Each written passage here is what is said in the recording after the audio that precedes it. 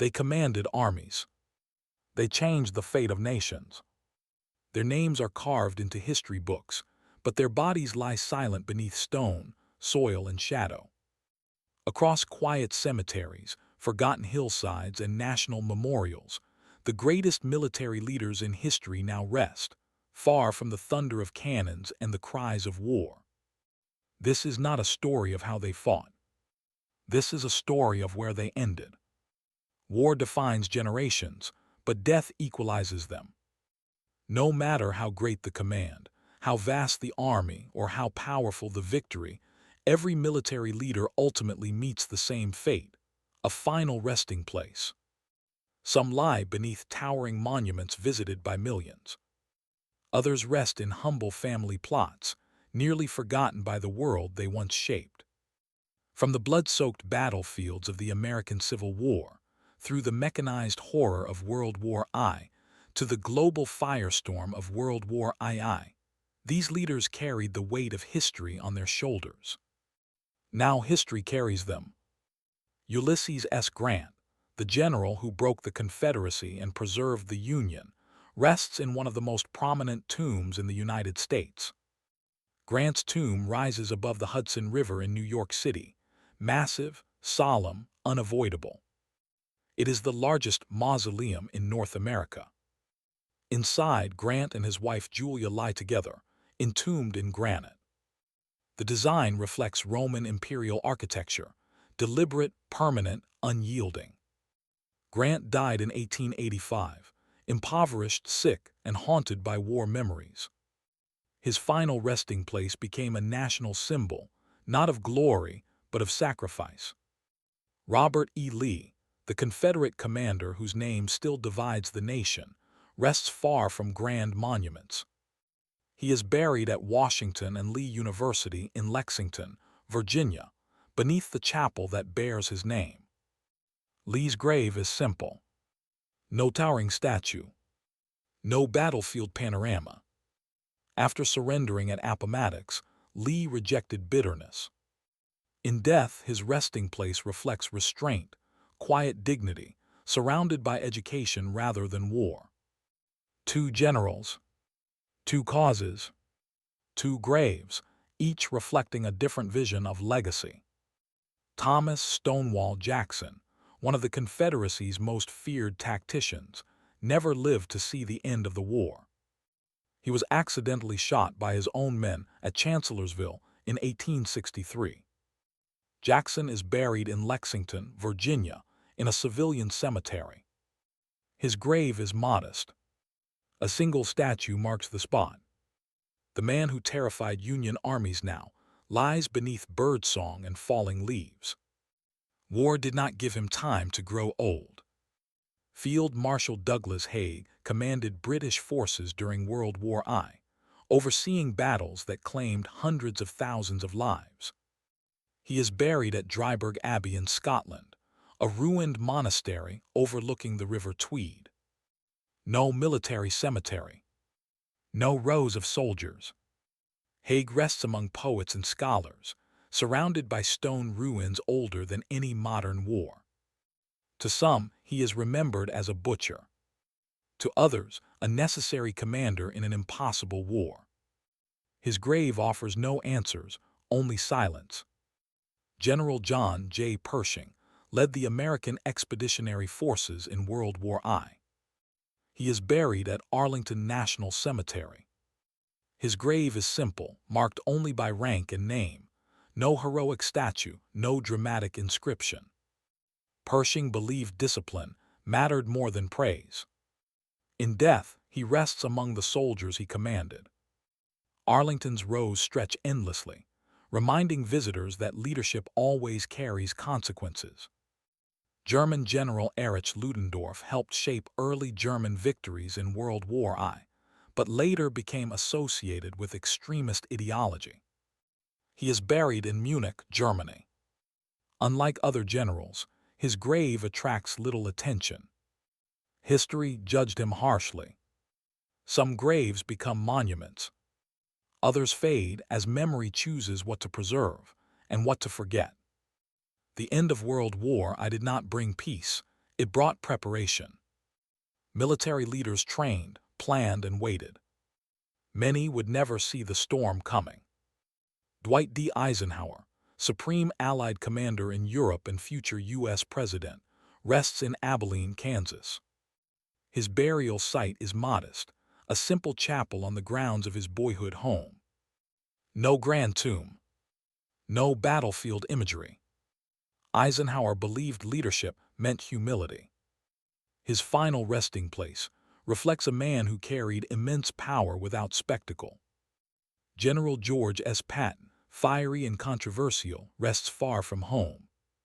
He is buried at the Luxembourg American Cemetery, among thousands of soldiers who died in the Battle of the Bulge. Patton requested to be buried with his men. His grave is not central. It does not dominate.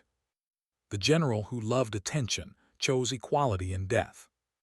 Field Marshal Bernard Montgomery, architect of Allied victory at El Alamein, is buried in Binstead, England. His grave is simple, nearly hidden among village headstones. No tanks, no banners. A reminder that even global commanders return to local soil. Field Marshal Erwin Rommel, Germany's most respected World War II commander, rests in Herrlingen, Germany. After being implicated in a plot against Hitler, Rommel was forced to commit suicide. His funeral was staged as a hero's ceremony. His grave remains quiet, surrounded by trees. Rommel's resting place reflects a man trapped between loyalty and conscience. Admiral Isoroku Yamamoto, architect of the Pearl Harbor attack, died when his plane was shot down over the Pacific. His remains were cremated and returned to Japan. Yamamoto is enshrined at Tama Cemetery in Tokyo. A warrior who feared war itself now rests in stillness. Graves do not argue. They do not defend decisions. They do not justify bloodshed. They simply exist. Each stone marks the end of authority, ambition, and command.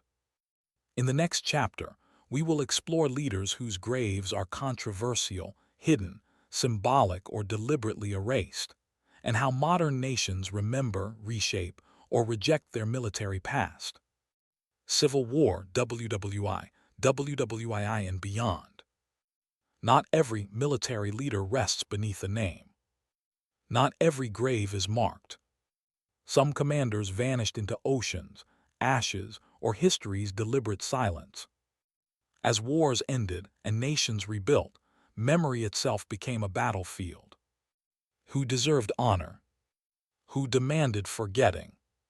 Who would be remembered and who would be erased?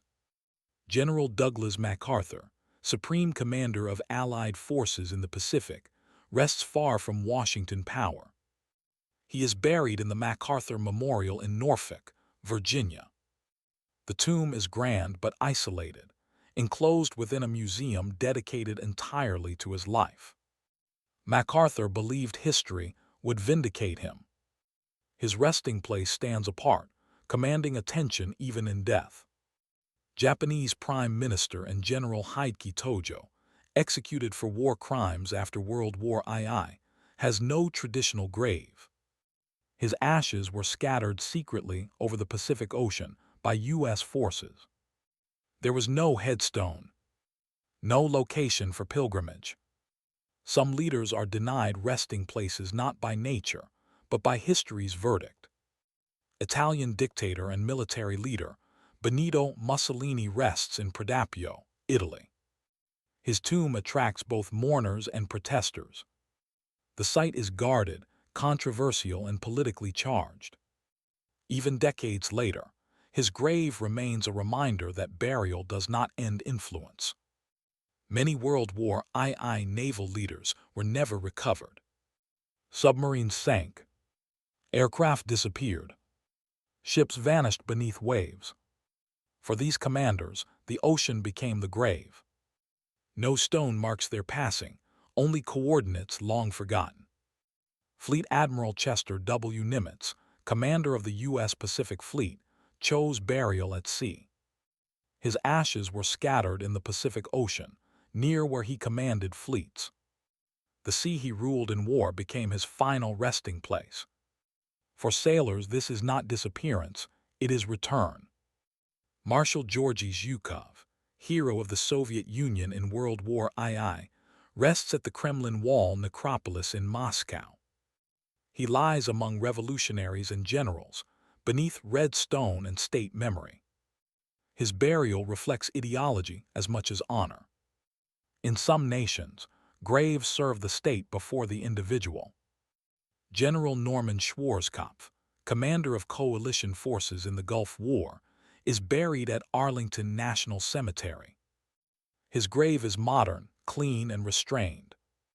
Even in the age of satellite warfare, the tradition of simple headstones endures. Some leaders are remembered without remains. Cenotaphs stand where bodies were never found. Names are etched into walls instead of stone. Memorials replace graves when no body returns. The Vietnam Veterans Memorial holds commanders and soldiers alike, names without ranks, death without hierarchy. In modern war, the missing often outnumber the buried. Graves are never neutral. They are placed deliberately, designed intentionally, maintained selectively. Grand tombs create heroes. Hidden graves reduce legacy. Forgotten cemeteries erase memory. A nation's values can be read through where it buries its warriors. Military leaders shaped history through orders, maps, and decisions made far from gunfire. But death strips all command. In cemeteries, generals lie beside civilians. Ranks vanish beneath grass. Power dissolves into silence. What remains is not victory, but consequence. Once these men stood before armies. Now they stand only in memory. Their graves remind us that no war is endless, no authority permanent, and no leader immortal. Stone cracks. Names fade. History moves on. But beneath every marker lies the same truth. Every war ends here.